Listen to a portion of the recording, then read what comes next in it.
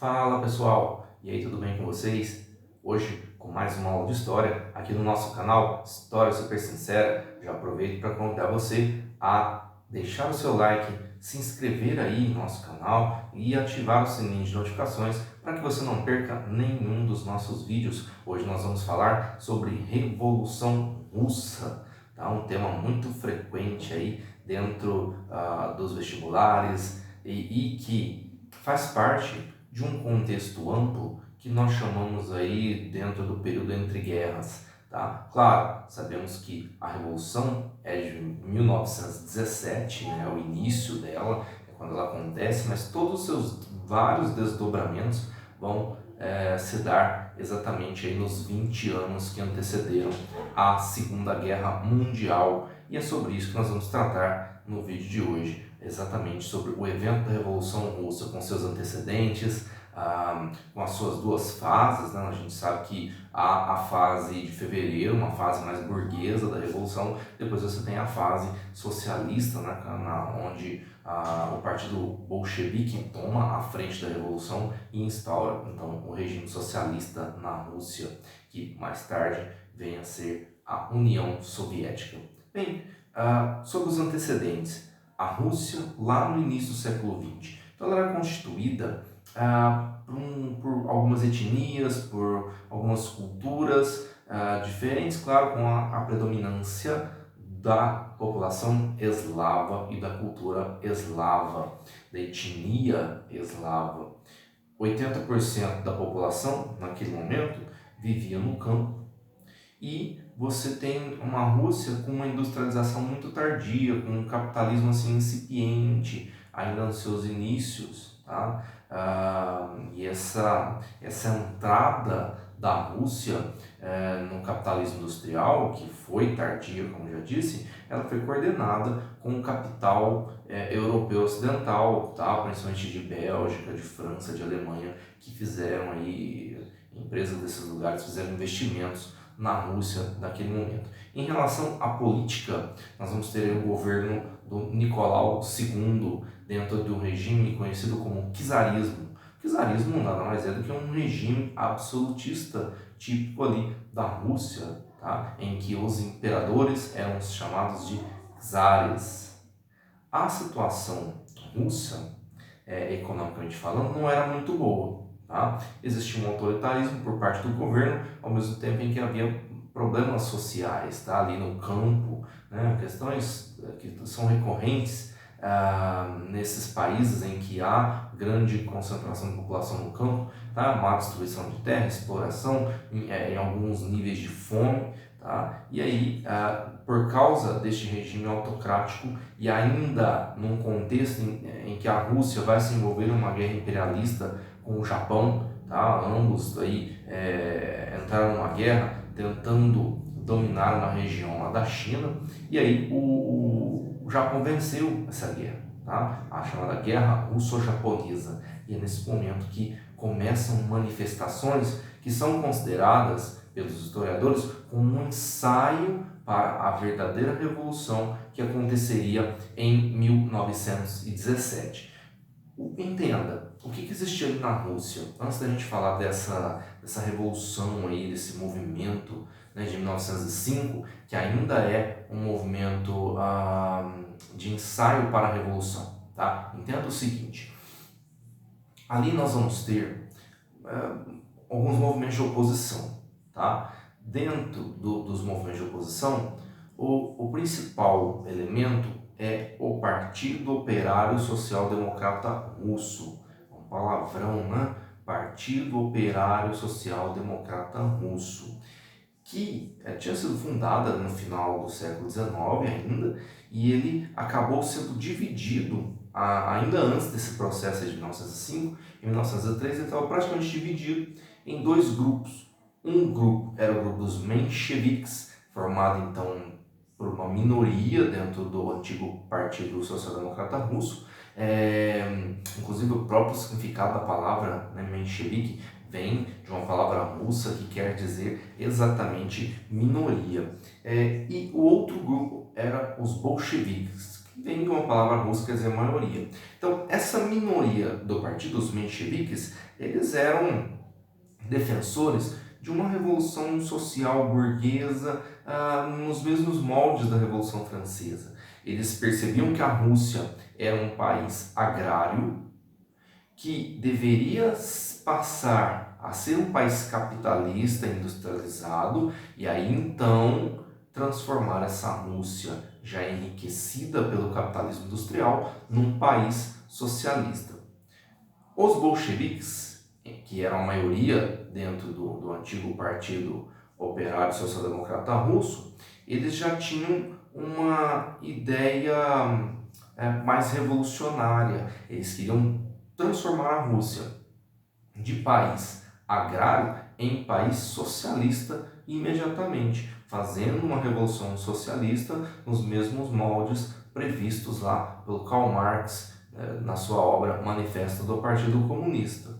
Então é uma revolução socialista com a participação de operários e naquela realidade da Rússia, obviamente os camponeses seriam fundamentais para que se fizesse esta tal revolução. Voltando ao tema lá da Revolução de 1905, que é um ensaio, na verdade, para a futura Revolução de 1917.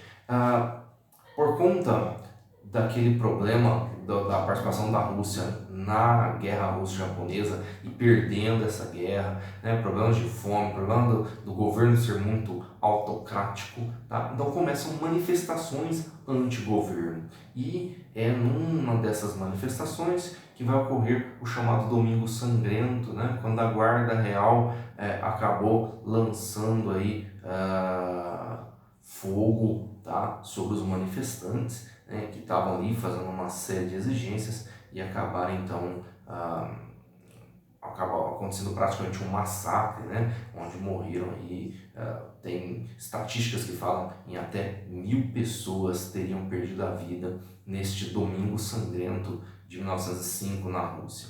E aí continuam acontecendo outras manifestações.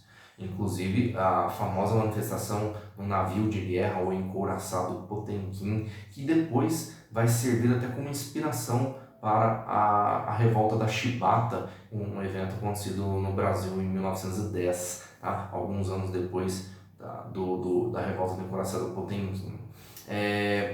Então, com essas manifestações, com esses problemas que estão acontecendo ali, o governo czarista, para tentar inclusive ganhar tempo diante daquela situação de crise, eles vão prometer diversas reformas, eles vão prometer que vai acabar com o poder absoluto, que vai se convocar uma Assembleia Constituinte para mudar as leis. Então eles acabam ganhando tempo, certo? E aí agora nós vamos dar um salto, porque o governo dessa enrolada aí nesses manifestantes russos, a coisa dá uma acalmada, não que os problemas foram resolvidos, obviamente. Então a gente vai pular já para a Rússia na guerra. Qual guerra? Na Primeira Grande Guerra, na Primeira Guerra Mundial. A Rússia vai participar, é um dos primeiros países a participar. Nós já tivemos aí uma aula sobre isso, que é sobre a Primeira Guerra Mundial em si. E a gente sabe da participação da Rússia como que foi já na guerra. Então, recordando, tinha muitos soldados? Tinha um grande exército, porém com táticas antigas, com um comando muito ineficiente, com pouca aparelhagem, até por conta desse problema econômico, financeiro pelo qual o país vinha passando. Então, o abastecimento, seja de alimentos, seja de munições, de armas, era absolutamente precário. E aí, claro, qual que é a consequência disso? Derrotas constantes. Tá? Derrotas constantes que a Rússia sofria na Primeira Guerra, mesmo participando da Tríplice Entente. O Nicolau II, na verdade, ele já está perdendo o controle do país nesse momento. Tá? Ali, ao longo da guerra, vai se perdendo cada vez mais o apoio popular, tá, em relação à participação da Rússia na guerra. As pessoas não conseguiam entender essa participação russa naquela guerra. De pessoas, além de você ter russos morrendo de fome por conta de crise econômica, você ainda tem russos morrendo em uma guerra que a população considerava inútil. Tá? E aí, o que será a Revolução de Fevereiro de 1917? Essa revolução de caráter mais burguês. É exatamente há um movimento muito grande de oposição ao governo czarista, tá? de repressão. Ele até tenta, vamos dizer assim, o czar até tenta reprimir os revoltosos, mas o próprio exército, as próprias pessoas que deveriam proteger o governo do Nicolau II já não obedecem mais às suas ordens. Né? Era para eles reprimirem um pouco, mas eles não reprimem. Então o movimento continuou se alastrando e aí o czar não resistiu e acabou abdicando. Aí você vai ter a instauração, isso é a própria revolução. Aí você vai ter a instauração de um governo provisório. Tá? Havia uma certa disputa ali no poder desse tal governo provisório entre o príncipe Lvov, você tem o próprio Alexander Kerensky, que é realmente o cara que vai acabar mandando, né? O Kerensky, que era já ministro de guerra ali no governo czarista, ele que acaba então seguindo com maior poder e ele, de fato, ele representa os interesses da burguesia russa. É uma burguesia nova, uma burguesia incipiente. Como eu tinha dito para vocês no início da aula, os russos tinham começado o seu processo de industrialização. Fazia pouco tempo que a Rússia estava se industrializando. Por exemplo, nem existia um grande partido de caráter burguês. Tinha lá, né? Eu não citei ali, mas existia lá o partido cadete, mas era um partido pequeno, um partido sem expressão, que era o partido que representava, então, a burguesia. Bem, o que acontece ali nesta Revolução de Fevereiro? Você vai ter uma decisão que acaba sendo uma grande decepção para a população, que é a decisão da permanência da Rússia na guerra. Mesmo tendo deserção de soldados, mesmo com a continuação das derrotas, tá? Os membros do Partido Bolchevique eram perseguidos, outras manifestações contra esse governo provisório que assumiu no lugar do czar acabaram assim sendo reprimidos pelo novo governo. Então, claro, a revolução não parou em fevereiro, né? Ela seguiu para março. Em abril nós vamos ter lá a divulgação das teses de abril do Vladimir Lenin, que era a grande liderança deste partido bolchevique, né, que era na verdade o Partido Socialista dos russos. Então, o Lenin, o que eram essas teses de abril? Era um conjunto de ideias que o Lenin defendia que tinham que ser implantadas na Rússia para tirar a Rússia da crise. Então, o lema principal dele era o quê? Pão, paz e terra. Esses são os três problemas da Rússia. Pão, no sentido de resolver o problema da fome. Paz, tirar a Rússia desta guerra que é considerada por ele apenas uma guerra imperialista, uma guerra inútil, tá? que a Rússia jamais deveria ter entrado. E terra, no sentido de fazer uma grande reforma agrária que seria capaz de resolver o problema econômico, o problema da fome, principalmente, que havia ali na Rússia. O Kerensky, né, ele tendo cada vez mais poder ali a partir do mês de julho, começa assim a perceber que precisava do apoio dos bolcheviques para defender a continuação da revolução contra os defensores do czarismo, contra aqueles que estavam tentando montar, inclusive, uma contra-revolução. Tá? E aí que, na verdade, você vê que o Lenin retornou do exílio e começou a preparar o povo para esta nova revolta. E dessa vez, uma revolta armada dos chamados sovietes. Os sovietes eram conselhos populares que tinham ali pela Rússia toda. Lembra muito assim os nossos sindicatos, enfim. Eram uns conselhos populares das mais variadas profissões, das mais variados interesses, e que Lenin prometia que esses sovietes seriam a base de um futuro governo ali na Rússia. Ok. E é exatamente aí que acontece então a tomada de Petrogrado, tá? Você vê que o próprio Kerensky não tem apoio dos soldados, porque os próprios soldados russos já não queriam mais permanecer na guerra, tá? E é lógico que a promessa do Lenin era a promessa dos bolcheviques tirar a Rússia da guerra. Bem, o que acontece quando ocorre esta revolução de outubro de 1917? É a Revolução Socialista. É a derrubada violenta da burguesia do poder, a instauração de uma ditadura do proletariado, tá? Nos mesmos moldes desejados, sonhados por Karl Marx. A única diferença é que a Rússia não era exatamente o país industrializado no qual Karl Marx sonhava acontecer a Revolução Socialista.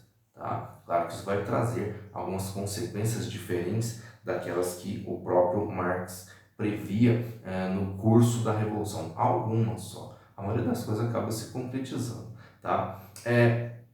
Então, assim que este novo governo revolucionário assume o poder, tá? É um novo governo liderado pelo Lenin e apoiado pelos sovietes. Tá? Conselhos com operários das mais variadas profissões, com conselhos de camponeses, conselhos de soldados, esses eram os chamados sovietes. As grandes propriedades rurais foram suprimidas, as terras foram entregues aos camponeses. As fábricas, todas as fábricas foram estatizadas, tá? E entregues à direção dos próprios operários. Então, o poder do Lenin baseia-se no quê? Exatamente no ideal de instalar o comunismo na Rússia, ok? Então, você tem ali um poder baseado neste partido comunista, no apoio dos sovietes e no chamado Exército Vermelho, que estava ali sob o comando de Leon Trotsky, tá? Claro, com existência de polícia política, de perseguição a opositores, como acontece em qualquer regime ditatorial.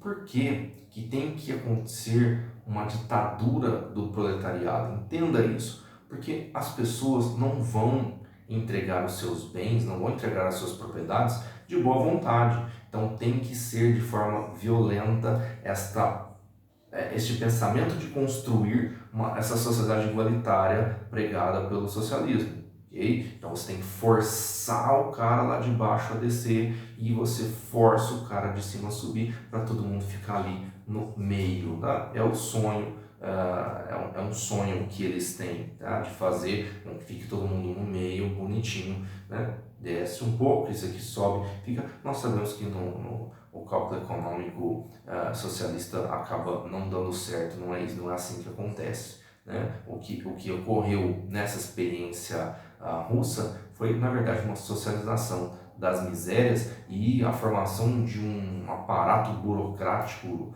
que está ali na figura do Partido Comunista, que eles são ricos enquanto a imensa massa da população acabou totalmente empobrecida, enfim, com milhões morrendo de fome, sobretudo na época em que Stalin governava a União Soviética. Bem, então veja bem, tem tentativas de contra-revolução, esse pessoal tira, obviamente, a Rússia da guerra, assinam lá o Tratado de Brest-Litovsk, era uma promessa, né, de retirar a Rússia da guerra e tal, e aí você vai ter a instauração, por exemplo, da NEP, porque a crise econômica russa não se resolve, tá? A crise econômica, eu estou tentando fazer o mais resumido possível, porque é uma história ampla, tá? Mas a gente já vai terminando. Como a crise econômica não se resolve, então os russos acabam ali na figura do Lenin criando a NEP, é a nova política econômica ou nova economia política, tá? Se você quiser usar aí a sigla do jeito que ela está. Como dizia o Lenin, às vezes você tem que dar dois passos, um passo para trás para dar dois passos para frente.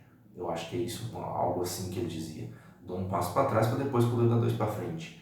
Porque o que era a NEP?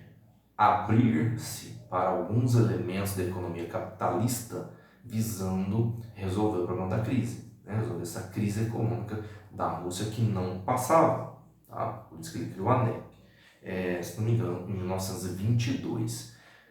Bem, o Lenin acabou falecendo em 1924, gerando uma disputa no poder entre duas figuras importantes dentro aí do partido, o Joseph Stalin e o Leon Trotsky.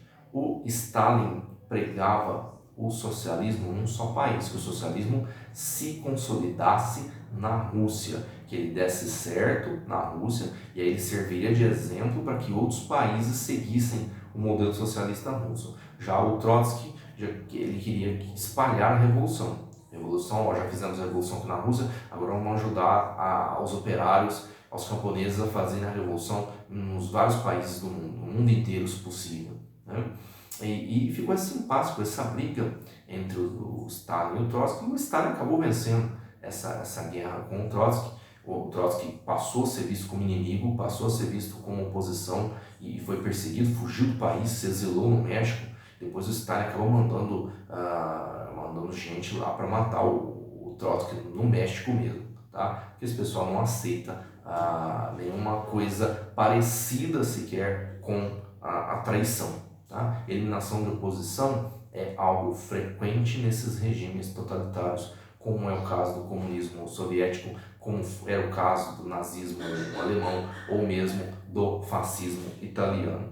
Bem, mais tarde, ainda no poder aí, ainda com Stalin no poder, ele vai dar fim à NEP e instaurar os chamados planos quinquenais. Então eram planos sobre tudo que a economia russa ia produzir ao longo de 5 anos, né? Tornando aí a Rússia uma economia planificada, tá? Estimulando principalmente aí a indústria pesada, estimulando, claro, a produção agrícola, né, como forma de sanar os antigos problemas econômicos que vinham assolando a Rússia desde ainda da época do czarismo, desde o final do século XIX. Tá aí, gente, isso é um pouco da Revolução Russa, é um tema bastante amplo, não é um tema tão fácil de ser estudado, tentei fazer de uma forma bem clara, bem resumida, não entrando em tantos detalhes, mas para que você entenda, mesmo no nível de ensino médio, ou mesmo o pessoal de 9º ano de ensino fundamental, que também estuda isso, e que, se você quiser, você pode ir procurar vasta bibliografia, outros sites, outros vídeos mais completos, para enriquecer ainda mais os seus conhecimentos sobre este assunto da Revolução Russa de 1917. Tá bom? Foi um prazer partilhar com vocês mais um pouco desses conhecimentos históricos e até o nosso próximo vídeo.